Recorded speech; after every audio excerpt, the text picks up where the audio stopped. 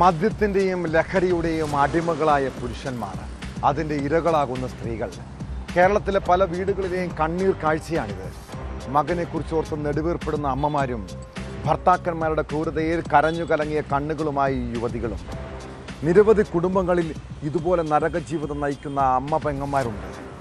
തിരുവനന്തപുരം പൂവാറിലെ നാട്ടുകാർക്കും പറയാനുണ്ട്. കേട്ടാൽ നെഞ്ചു പിടയുന്ന ഒരു കഥന കഥ. പൂവാറിലെ വീട്ടിൽ നിന്ന് രണ്ട് സ്ത്രീകളുടെ നിലവിളി ശബ്ദം കേട്ട് ഓടിക്കൂടിയ നാട്ടുകാർ കണ്ടത് ചോരയിൽ കുളിച്ചു കിടക്കുന്ന സുകുമാരി എന്ന വയോധികയെ. തൊട്ട് സമീപത്ത് ഭയന്നു വിറച്ച് മരുമകൾ അനീഷയും. പൂവാർ സ്വദേശി മനീഷാണ് മദ്യലഹരിയിൽ അമ്മയെ കൊലപ്പെടുത്തിയത്. എന്താണ് കഴിഞ്ഞ രാത്രി ആ വീട്ടിൽ സംഭവിച്ചത്? വിശദമായി പരിശോധിക്കുകയാണ് പോലീസ് പട്രോൾ. സ്വാഗതം.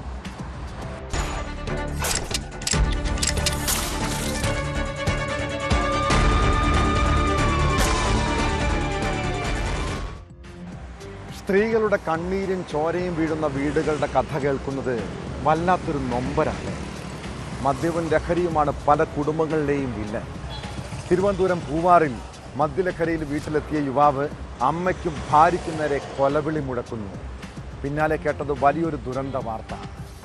ബഹളം കെട്ട് നാട്ടുകാർ ഓടിക്കൂടിയപ്പോൾ അമ്മ സുകുമാരി ചോരയിൽ കുളിച്ചു കിടക്കുന്നു. ഭാര്യയെ ആക്രമിക്കുന്നത് തടഞ്ഞപ്പോഴാണ് മനീഷ് അമ്മയ്ക്ക് നേരെ തിരിഞ്ഞത്. തലയടിച്ചു വീണ അമ്മയെ ആശുപത്രിയിൽ എത്തിച്ചെങ്കിലും ജീവൻ രക്ഷിക്കാനായില്ല. കേസിൽ മകൻ മനീഷിനെ പോലീസ് അറസ്റ്റ് ചെയ്തു.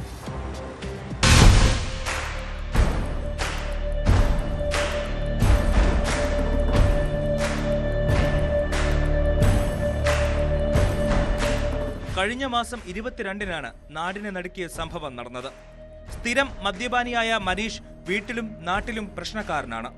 വീട്ടിലെത്തി ബഹളമുണ്ടാക്കുന്നത് പതിവായതോടെ ഇയാൾ അയൽവാസികൾക്കും തലവേദനയായിരുന്നു. കഴിഞ്ഞ 22-ന് മദ്യപിച്ച് വീട്ടിലെത്തി ഇയാൾ ഭാര്യയുമായി തർക്കമുണ്ടായി. ഭാര്യ അനീഷയെ മർദ്ദിക്കാൻ ശ്രമിക്കുന്നത് അമ്മ സുകുമാരി തടയാൻ ശ്രമിച്ചു. തുടർന്ന് ഇയാൾ അമ്മയ്ക്ക് നേരെ തിരിയുകയായിരുന്നു. മനീഷ് പിടിച്ചു തള്ളിയതിനെ തുടർന്ന് സുകുമാരി മുറിയിൽ തലയടിച്ച് വീഴുകയും ഗുരുതരമായി പരിക്കേൽക്കുകയും ചെയ്തു. സുകുമാരിയെ നെയ്യാറ്റിക്കര ആശുപത്രിയിലും തുടർന്ന് തിരുവനന്തപുരം മെഡിക്കൽ കോളേജ് ആശുപത്രിയിലും പ്രവേശിപ്പിച്ചു. എന്നാൽ ജീവൻ രക്ഷിക്കാനായില്ല. കഴിഞ്ഞ 25-ന് സുകുമാരി മരണത്തിന് കീഴടങ്ങുകയായിരുന്നു.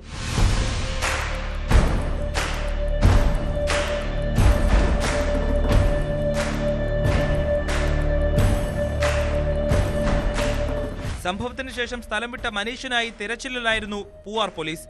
കസ്റ്റഡിയിലെടുത്ത മനീഷിനെ കോടതി റിമാൻഡ് ചെയ്തു.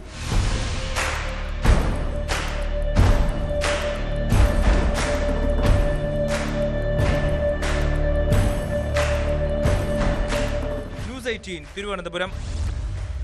പത്തനംതിട്ട അടൂരിൽ ഒറ്റയ്ക്ക് താമസിക്കുന്ന വയോധികയെ മരിച്ച നിലയിൽ കണ്ടെത്തിയ സംഭവത്തിൽ അടിമുടി ദുരൂഹത. വീടിന്റെ വാതിൽ പുറത്തുനിന്ന് പൂട്ടിയ നിലയിൽ.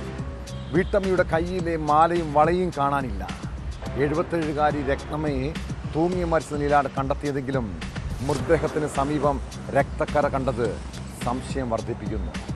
ആത്മഹത്യ എന്നാണ് പോലീസിന്റെ പ്രാഥമിക നിഗമനം. എന്നാൽ മരണത്തിൽ ദുരൂഹതയുണ്ടെന്ന് നാട്ടുകാരും ബന്ധുക്കളും പറയുന്നു.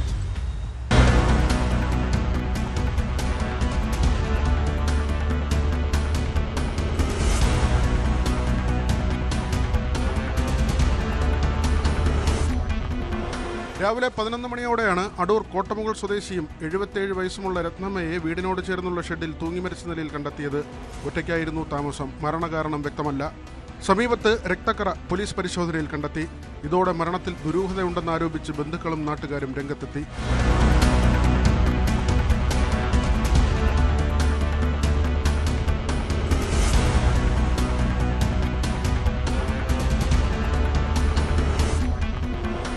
രത്നമ്മയുടെ 2 ആൺമക്കളിൽ ഒരാൾ ഡൽഹിയിലും മറ്റൊരാൾ വിദേശത്തുമാണ്. രാവിലെ മക്കൾ ഫോണിൽ വിളിച്ചിട്ട് ലഭിക്കാത്തതിനെ തുടർന്ന് അയൽവാസികളെ വിവരമറിയിച്ചതോടെയാണ് രത്നമ്മയെ തൂങ്ങിമരിച്ച നിലയിൽ കണ്ടെത്തിയത്. രത്നമ്മയുടെ മരണത്തിൽ എന്തെങ്കിലും ദുരൂഹതയുണ്ടോ എന്ന് പോലീസ് അന്വേഷിക്കുന്നുണ്ട്.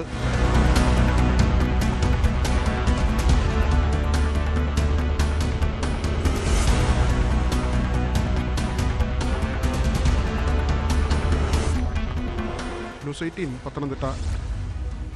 സ്ത്രീകളെ തൊടുകയും മുട്ടുകയും ചെയ്യുന്നതിൽ ലൈംഗികാനന്ദം കണ്ടെത്തുന്ന ചില പുരുഷന്മാരുണ്ട്. നമ്മുടെ നാട്ടിലെ പൊതുഗതാഗത സംവിധാനങ്ങളിലാണ് ഇത്തരം ലൈംഗിക അതിക്രമങ്ങൾ ഉണ്ടാകുന്നത്. തിരുവനന്തപുരം കൊച്ചുവേളി റെയിൽവേ സ്റ്റേഷനിൽ വെച്ചുണ്ടായ ദുരനുഭവത്തിൻ്റെ നടുക്കത്തിലാണ് സീരിയൽ താരം. പ്ലാറ്റ്ഫോമിലേക്ക് പോകാനായി റെയിൽവേ ലൈൻ ക്രോസ് ചെയ്യുമ്പോഴാണ് നടിക്ക് പിന്നാലെ പോർട്ടർ സഹായിക്കാനെന്ന പേരിൽ നടന്നു വന്നത്. ആദ്യം ബാഗിൽ പിടിച്ച റെയിൽവേ ജീവനക്കാരൻ പിന്നാലെ ദേഹത്ത് കടന്നു പിടിക്കുകയായിരുന്നു. സംഭവത്തിൽ ജീവനക്കാരനെ റെയിൽവേ അധികൃതർ ന്യായീകരിക്കാൻ ശ്രമിച്ചെങ്കിലും പോലീസ് എത്തിയതോടെ രംഗം മാറി. കേസിൽ കാഞ്ഞിരംകുളം സ്വദേശി അരുണിനെ അറസ്റ്റ് ചെയ്തു.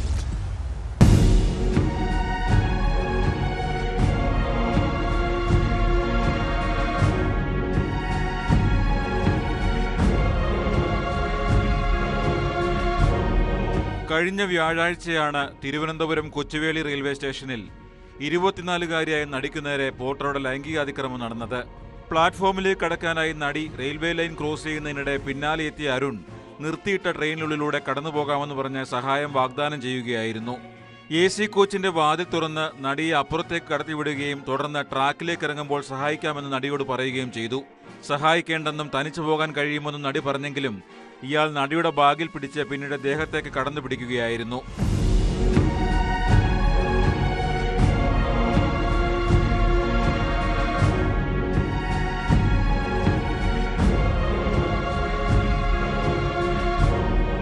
പോർട്ടറെ ന്യായീകരിക്കുന്ന രീതിയിലാണ് അധികൃതർ ആദ്യം പെരുമാറിയതെന്ന് നടി പറയുന്നു. സംഭവം ഉണ്ടായ ഉടൻ തന്നെ റെയിൽവേ അധികൃതർക്കും പേട്ട പോലീസ് സ്റ്റേഷനിലും പരാതി നൽകി. പ്രാഥമിക അന്വേഷണത്തിന് ശേഷം പ്രതിക്കെതിരെ പോലീസ് കേസെടുത്തു. തുടർന്ന് കോടതിയിൽ ഹാജരാക്കിയ പ്രതിയെ റിമാൻഡ് ചെയ്തു.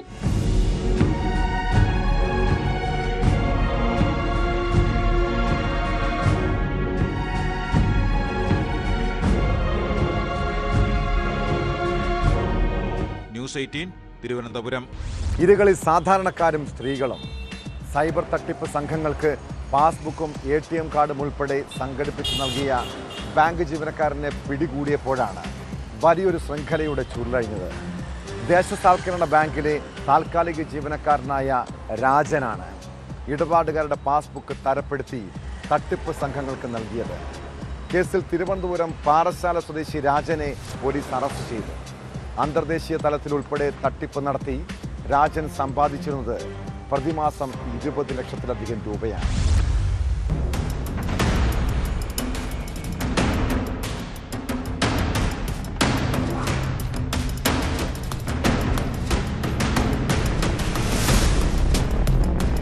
സൈബർ തട്ടിപ്പിലൂടെ ലക്ഷങ്ങൾ സമ്പാദിക്കുന്ന സംഘത്തിന്റെ സംസ്ഥാനത്തെ ഇടനിലക്കാരിൽ ഒരാളാണ് പിടിയിലായ ഊരമ്പ് ചൂടാൽ സ്വദേശി രാജൻ എന്ന 28-കാരൻ. നെയ്യാറ്റിൻകരയിലെ ഒരു ദേശസാൽക്കരണ ബാങ്കിലെ താത്കാലിക ജീവനക്കാരനായിരുന്നു ഇയാൾ. ഇവിടെ എത്തുന്ന സാധാരണക്കാരായ ഇടപാടുകാരുടെ പാസ്ബുക്കും ATM കാർഡുകളും ഉൾപ്പെടെ ഇയാൾ തന്ത്രത്തിൽ കൈവശപ്പെടുത്തുന്നതിലൂടെയാണ് തട്ടിപ്പിന് തുടക്കം കുറിക്കുന്നത്. തുടർന്ന് രാജ്യത്തിന് പുറത്തും അകത്തും വലവിരിച്ചിട്ടുള്ള സൈബർ തട്ടിപ്പ് സംഘങ്ങൾ അപഹരിച്ചെടുക്കുന്ന തുകകൾ രാജൻ കൈവശപ്പെടുത്തിയിരിക്കുന്ന അക്കൗണ്ടുകളിൽ വന്നു ചേരും. തട്ടിച്ച് കൈക്കലാക്കി അക്കൗണ്ടുകളിൽ വന്നു ചേരുന്ന പണം പിൻവലിച്ച് സൈബർ മോഷ്ടാക്കളുടെ അക്കൗണ്ടിലേക്ക് എത്തിച്ചു നിൽക്കുന്ന ഇടനിലക്കാരനായാണ് രാജൻ പ്രവർത്തിച്ചതെന്നാണ് പോലീസ് പറയുന്നത്.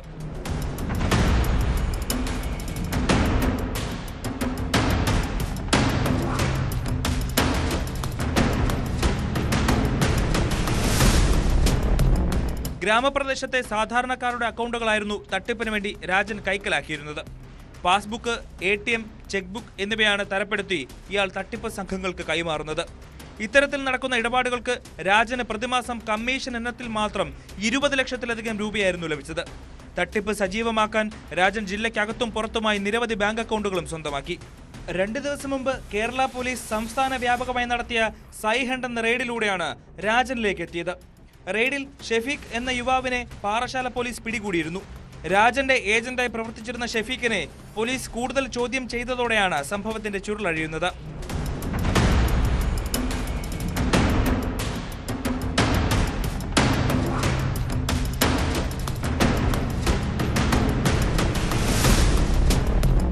ന്യൂസ് 18 തിരുവനന്തപുരം. ഒന്ന് ദേഹത്ത് തട്ടിയാലോ തുറിച്ചു നോക്കിയാലോ കൊല്ലും കൊലയും നടക്കുന്ന നാട്. എന്താണ് മലയാളികൾക്ക് ഇപ്പോൾ സംഭവിക്കുന്നത്? കൊല്ലം കൊട്ടിയത്ത് ചായക്കട ജീവനക്കാരനെ വെട്ടിക്കൊല്ലാൻ ശ്രമിച്ചത് വ്യക്തിവിരോധത്തെ തുടർന്നാണ്. കൊട്ടിയം സ്വദേശി ആനന്ദ് ചായക്കടയിലെത്തിയപ്പോൾ ജീവനക്കാരൻ അബദ്ധത്തിൽ തട്ടിയെന്ന് പറഞ്ഞാണ് ആക്രമണം നടത്തിയത്. സാരമായി പരിക്കേറ്റ അസം സ്വദേശി ഭാസ്കർ ജ്യോതി ആശുപത്രിയിൽ ചികിത്സയിലാണ്. കേസിൽ പ്രതി ആനന്ദിനെ പോലീസ് അറസ്റ്റ് ചെയ്തു. What? Why you think me? Prasad ഏജാണ് എന്തുവരെ കൊടുക്കുന്നത് മർദ്ദപറ്റും സാധ്യത. തഴുത്തലയിലെ ചായക്കടയിൽ ജോലി ചെയ്യുന്ന അസം സ്വദേശി ഭാസ്കർ ജ്യോതിക്ക് നേരെയായിരുന്നു ആക്രമണം. 2 ദിവസം മുമ്പ് കടയിലെത്തിയ ആനന്ദിന്റെ ശരീരത്തിൽ ഭാസ്കർ ജ്യോതി അബദ്ധത്തിൽ തട്ടിയതിനെ തുടർന്ന് ഇരുവരും തമ്മിൽ വാക്കേറ്റമുണ്ടായിരുന്നു. ഇതിന്റെ വൈരാഗ്യം മനസ്സിൽ സൂക്ഷിച്ച ആനന്ദ് കഴിഞ്ഞ ദിവസം വീണ്ടും കടയിലെത്തിയ ഭാസ്കർ ജ്യോതിയുമായി വഴക്കിടുകയും കൈവശം കരുതിയിരുന്ന വെട്ടുകത്തി കൊണ്ട് തലയ്ക്ക് വെട്ടി പരിക്കേൽപ്പിക്കുകയുമായിരുന്നു. Why you think? What? Why you think me? Prasad ഏജാണ് എന്തുവരെ കൊടുക്കുന്നത് മർദ്ദപറ്റും സാധ്യത. സംഭവത്തിന് ശേഷം ഒളിവിൽ പോയ പ്രതിയെ കൊട്ടിയം ഇൻസ്പെക്ടർ പി പ്രദീപിന്റെ നേതൃത്വത്തിലുള്ള പോലീസ് സംഘം പിടികൂടുകയായിരുന്നു. പെരുക്കേറ്റ ഭാസ്കർ ജ്യോതിയെ കൊട്ടിയത്തെ സ്വകാര്യ ആശുപത്രിയിൽ പ്രവേശിപ്പിച്ചു. വൈദ്യപരിശോധനയ്ക്ക് ശേഷം പ്രതിയെ കോടതിയിൽ ഹാജരാക്കി റിമാൻഡ് ചെയ്തു. Why you think? What? Why you think me? Prasad ഏജാണ് എന്തുവരെ കൊടുക്കുന്നത് മർദ്ദപറ്റും സാധ്യത. ന്യൂസ് 18 കൊട്ടാരക്കര. മിഠായിയും പലഹാരങ്ങളും ഒക്കെ നൽകാമെന്ന് പറഞ്ഞാൽ ചില കുട്ടികൾ അയൽക്കാർക്കും ബന്ധുക്കൾക്കുമൊപ്പം പോകാറുണ്ട്. എന്നാൽ അച്ഛനും അമ്മയും അറിയാതെ ആരുടെയും കൂടെ പോകരുതെന്ന് മക്കളെ ചെറുപ്പം മുതൽ പറഞ്ഞു മനസ്സിലാക്കണം. കാസർഗോഡ് മാനിയയിൽ 4 വയസ്സുകാരിയെ ലൈംഗികമായി ചൂഷണം ചെയ്തത് മാങ്ങ നൽകാമെന്ന് പറഞ്ഞ് കൂട്ടിക്കൊണ്ടുപോയ അയൽവാസിയാണ്. കേസിൽ 3 വർഷത്തിന് ശേഷം പ്രതിക്ക് കോടതി ശിക്ഷ വിധിച്ചിരിക്കുന്നു. കൊല്ലം ചിതറ സ്വദേശിയും കാസർഗോട്ടെ ക്വാർട്ടേഴ്സിൽ താമസക്കാരനുമായ രാജീവിന് ജീവപര്യന്തം കഠിന തടവാണ് ശിക്ഷ. പ്രതി 3 ലക്ഷം രൂപ പിഴയും അടയ്ക്കണമെന്നാണ് കാസർഗോഡ് ഫാസ്റ്റ് ട്രാക്ക് സ്പെഷ്യൽ കോടതിയുടെ വിധി.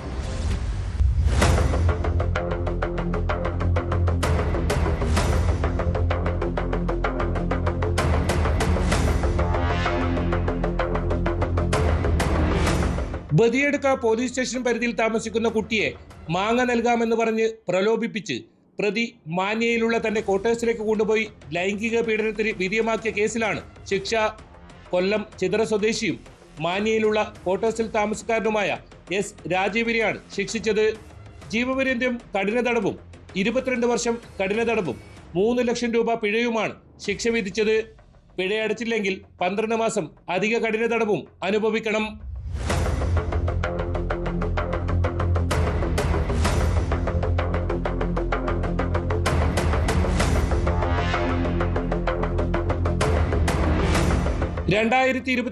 ആഗസ്റ്റ് 15 കേസിനാസ്പദമായ സംഭവം. കാസർഗോഡ് ഫാസ്റ്റ് ട്രാക്ക് സ്പെഷ്യൽ കോടതി ജഡ്ജി രാമു രമേശ് ചന്ദ്രഭാനുവാണ് ശിക്ഷ വിധിച്ചത്. ബദിയടുക്ക പോലീസ് രജിസ്റ്റർ ചെയ്ത കേസിൽ അന്വേഷണം നടത്തി കുറ്റപത്രം സമർപ്പിച്ചത് അന്നത്തെ ബദിയടുക്ക ഇൻസ്പെക്ടറായിരുന്ന അശ്വത് എസ് കരൺമയിലാണ്. പ്രോസിക്യൂഷനു വേണ്ടി സ്പെഷ്യൽ പബ്ലിക് പ്രോസിക്യൂട്ടർ AK പ്രിയ ഹാജരായി.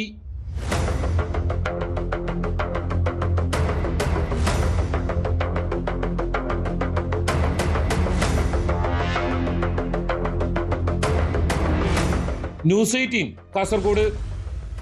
സ്കൂൾ അവധി ദിവസങ്ങളിൽ മക്കൾ വീട്ടിൽ നിന്ന് പുറത്തു പോകുന്നുണ്ടോ എന്ന് എത്ര മാതാപിതാക്കൾ ശ്രദ്ധിക്കാറുണ്ട്. കൂട്ടുകാരുടെ വീട്ടിലേക്കെന്ന് പറഞ്ഞ് പോകുന്ന കുട്ടികളെ നിരീക്ഷിച്ചില്ലെങ്കിൽ അവർ പല അപകടങ്ങളിലും പെടാം. ഒടുവിൽ അതിൻ്റെ തിക്താനുഭവം നേരിടുന്നത് രക്ഷിതാക്കൾ തന്നെയാണ്. എറണാകുളം ചെറായിയിൽ 16-കാരൻ വാഹനം ഓടിച്ച് അപകടമുണ്ടാക്കിയ കേസിൽ കടുത്ത നടപടിക്ക് നീങ്ങുകയാണ് പോലീസും മോട്ടോർ വാഹന വകുപ്പും. ഇന്നോവക്കാരൻ്റെ RC 1 വർഷത്തേക്ക് റദ്ദാക്കും. 16-കാരന് 25 വയസ്സ് തികയും വരെയും ലൈസൻസ് നൽകില്ല. അപകടത്തിൽ പരിക്കേറ്റവരുടെ ചികിത്സാ ചെലവും നഷ്ടപരിഹാരവും പിതാവ് വഹിക്കണമെന്നും നിർദ്ദേശമുണ്ട്.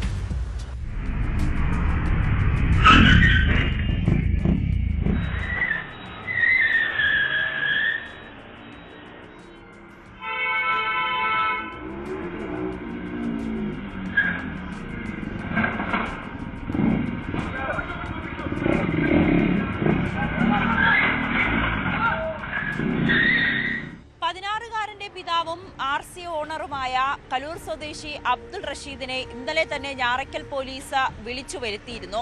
പിതാവ് പോലീസിനോട് പറഞ്ഞത് മകൻ തന്റെ അറിവോടെ അല്ല വാഹനം എടുത്തുകൊണ്ട് പോയതെന്ന്. പിന്നീട് വാർത്തകളിലൂടെയും പോലീസ് സ്റ്റേഷനിൽ നിന്നും വിളിപ്പിച്ചപ്പോഴാണ് മകൻ ചെയ്ത ഈ ഒരു ക്രൂരതയെക്കുറിച്ച് അറിഞ്ഞതെന്നും പിതാവ് പോലീസിന് മൊഴി നൽകിയിട്ടുണ്ട്. എന്തായാലും ജാമ്യം ലഭിക്കുന്ന വകുപ്പുകൾ പ്രകാരം പിതാവിനെതിരെ കേസെടുത്ത് സ്റ്റേഷൻ ജാമ്യത്തിൽ വിട്ടയക്കുകയും ചെയ്തിരുന്നു.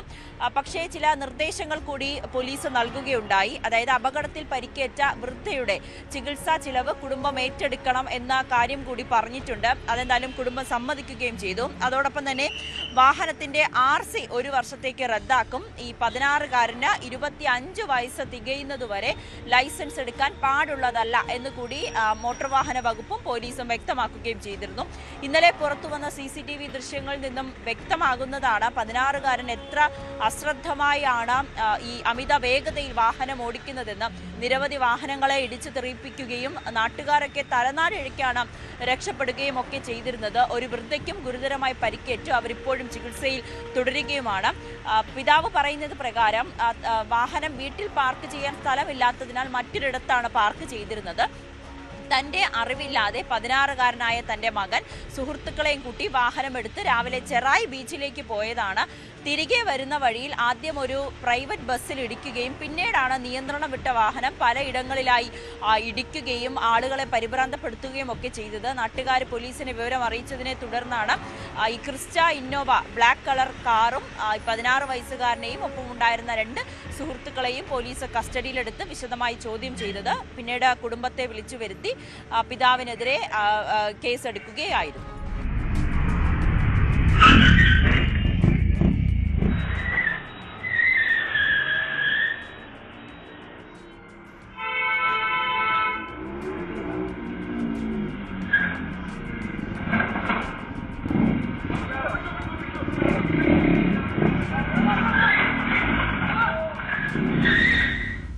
പണിയെടുത്താൽ കൂലി കൊടുക്കണം, അല്ലാതെ തൊഴിലാളികളുടെ ശമ്പളം പിടിച്ചു വെക്കുന്നത് മര്യാദകേടല്ല.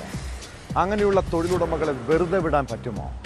5 വർഷമായി ജോലി ചെയ്ത സ്ഥാപനത്തിൽ നിന്ന് യാതൊരു കാരണവുമില്ലാതെയാണ് കൊച്ചി മട്ടാഞ്ചേരി സ്വദേശിനി അൻഷീറയെ ശമ്പളം നൽകാതെ പിരിച്ചുവിട്ടത്. ശമ്പള കുടിശ്ശിക ആവശ്യപ്പെട്ടതിനായിരുന്നു തൊഴിലുടമയുടെ പ്രതികാര നടപടി. ഷാർജ കേന്ദ്രീകരിച്ച് പ്രവർത്തിക്കുന്ന യാബ് ലീഗൽ സർവീസസ് സ്ഥാപന ഉടമ സലാം പാപ്പിനിശ്ശേരിക്കെതിരെ മുൻ ജീവനക്കാരി മുഖ്യമന്ത്രിക്കും നോർക്കയ്ക്കും പരാതി നൽകി. ഇയാൾ പലതവണ ഭീഷണിപ്പെടുത്തിയതായും ആരോപണമുണ്ട്.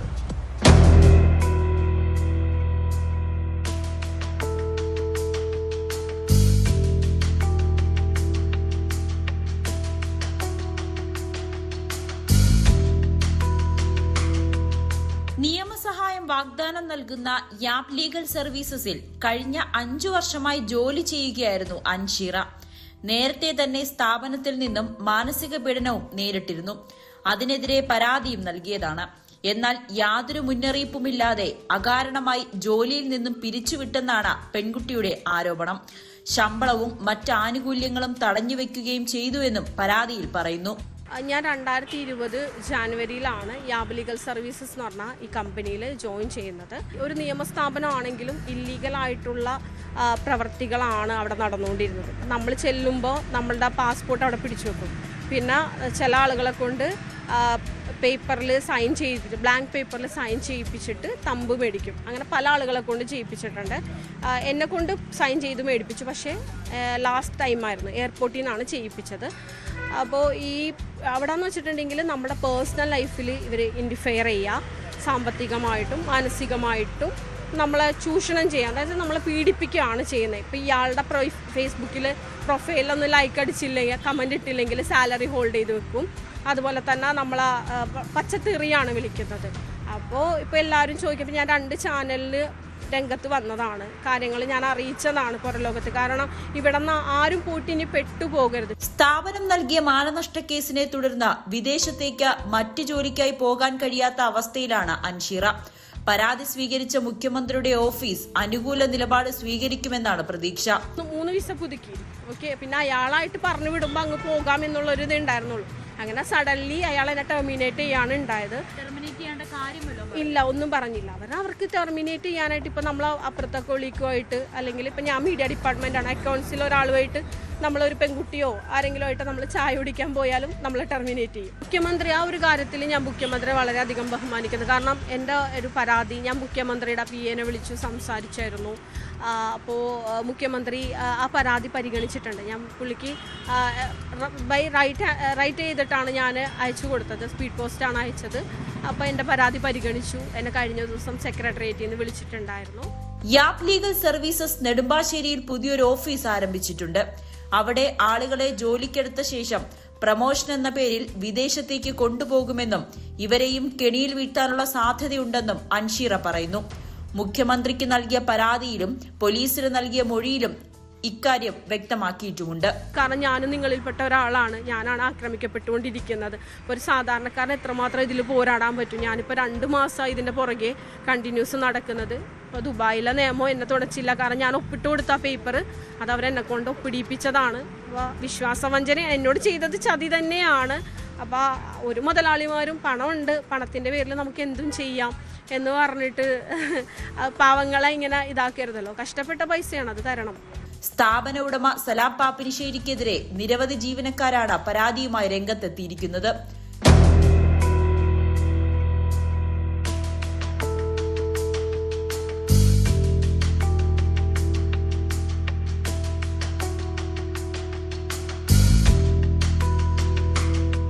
ന്യൂസ് 18 കൊച്ചി. ശബരിമല സ്വർണ്ണക്കൊള്ളക്കേസിൽ ദേവസ്വം ബോർഡിലെ കൂടുതൽ ഉദ്യോഗസ്ഥർ ചോദ്യമുനയിലേക്ക് എത്തുന്നു. മുരാരി ബാബുവിനും സുധീഷിനും പുറമെ സംശയനിഴലിലുള്ളവരെല്ലാം അന്വേഷണ സംഘം ഉടൻ ചോദ്യം ചെയ്യും. ദേവസ്വം ബോർഡ് മുൻ സെക്രട്ടറി ജയശ്രീ, തിരുവാഭരണ കമ്മീഷണർമാരായിരുന്ന ബൈജു, രാധാകൃഷ്ണൻ തുടങ്ങിയവരെ വൈകാതെ ചോദ്യം ചെയ്യാനാണ് തീരുമാനം. ഇവരുടെ പങ്ക് തെളിയിക്കുന്ന വിവരങ്ങൾ ലഭിച്ചാൽ അറസ്റ്റിലേക്ക് കടക്കും.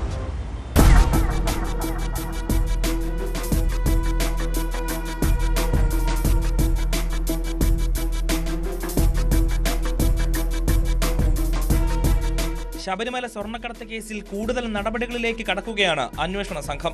കേസിൽ അറസ്റ്റിലായ ദേവസ്വം ബോർഡ് മുൻ എക്സിക്യൂട്ടീവ് ഓഫീസർ സുധീഷിനെ കസ്റ്റഡിയിൽ ആവശ്യപ്പെട്ട് ഉടൻ അപേക്ഷ നൽകും.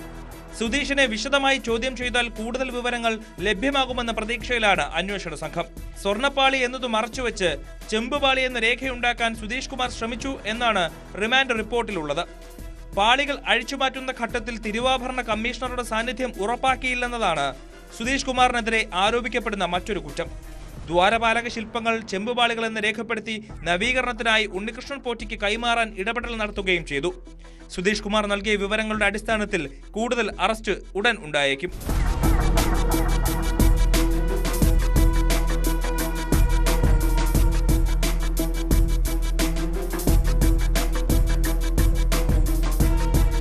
ദേവസ്വം ബോർഡ് മുൻ സെക്രട്ടറി ജയശ്രീ, തിരുവാഭരണ കമ്മീഷണർമാരായിരുന്ന ബൈജു, രാധാകൃഷ്ണൻ തുടങ്ങിയവരെ വൈകാതെ ചോദ്യം ചെയ്യും. ഇവരുടെ പങ്ക് തെളിയിക്കുന്ന വിവരങ്ങൾ ലഭിച്ചാൽ അറസ്റ്റിലേക്കും കടക്കും. ദേവസ്വം ബോർഡ് മുൻ പ്രസിഡന്റ് A. പത്മകുമാർ അടക്കമുള്ളവരെയും ചോദ്യം ചെയ്യലിനായി വിളിച്ചു വരുത്താനും തീരുമാനിച്ചിട്ടുണ്ട്.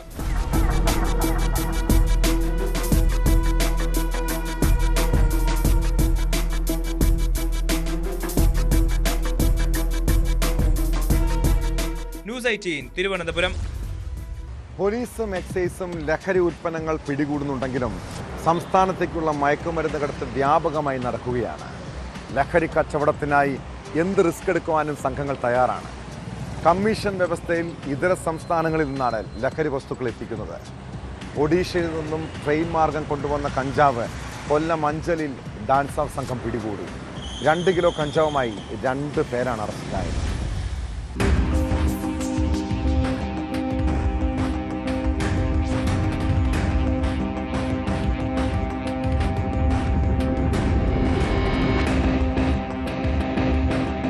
രാവിലെ KSRTC ബസ്സിൽ അഞ്ചൽ ചന്തമുക്കിലെ ബസ് സ്റ്റോപ്പിൽ വന്നിറങ്ങിയ ഒറ്റപ്പാലം സ്വദേശി ഷഫീർ, മഹാരാഷ്ട്ര സോലാപൂർ സ്വദേശിനി ശശികല എന്നിവരാണ് പിടിയിലായത്.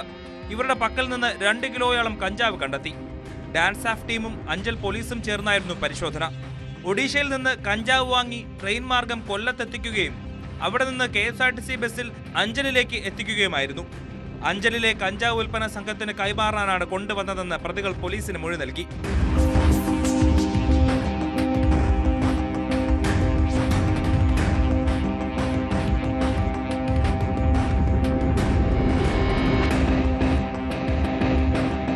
അഞ്ചൽ വനം ഓഫീസർ ദിവ്യയുടെ സാന്നിധ്യത്തിൽ നിയമ നടപടികൾ പൂർത്തിയാക്കി പ്രതികളെ കോടതിയിൽ ഹാജരാക്കി. Anchal CI Harish, SI M Manish, dance of SI Balaji എന്നിവരുടെ നേതൃത്വത്തിലാണ് പ്രതികളെ പിടികൂടിയത്.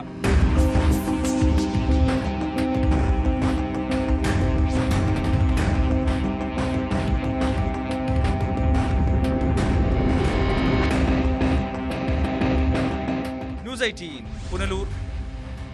നമ്മളെ ചതിക്കുന്ന മനുഷ്യരോട് പൊറുക്കാൻ അല്പം പ്രയാസമല്ലേ? പ്രത്യേകിച്ച് നമ്മൾ അത്ര അധികം സ്നേഹിച്ചവരോ ഉറ്റവരോ സുഹൃത്തുക്കളോ വഞ്ചിച്ചാൽ അത് മനസ്സിൽ എന്നും ഒരു മുറിവായി അവശേഷിക്കാറുണ്ട്. ഇടയ്ക്കിടെ അത് തികട്ടി വരും. എന്തിനാണ് അവൻ അല്ലെങ്കിൽ അവൾ എന്നെ ചതിച്ചത്? ഞാൻ അത്രമാത്രം അയാളെ വിശ്വസിച്ചതല്ലേ? ഓർക്കുമ്പോൾ സങ്കടം തോന്നാറുണ്ടല്ലേ? ചിലപ്പോൾ പ്രതികാര ചിന്തയും. ഇങ്ങനെ പകയും വിദ്വേഷവും മനസ്സിലിട്ട് നടന്നതുകൊണ്ട് എന്താണ് പ്രയോജനം? അത് നമ്മളെ അക്രമിയും കൊലയാളിയുമാക്കാം. പൊറുക്കാൻ പാടാണെന്നറിയാം, പക്ഷെ ക്ഷമിക്കുന്നേ. കാലം അയാളുടെ കണക്ക് ചോദിക്കുമെന്ന് ചിന്തിച്ചാൽ മതി. ചതിച്ചവർക്ക് മുന്നിൽ നന്നായി ജീവിച്ച് കാണിക്കണം. ഇതോടെ പോലീസ് പട്രോൾ പൂർണ്ണമാകുന്നു. നമസ്കാരം.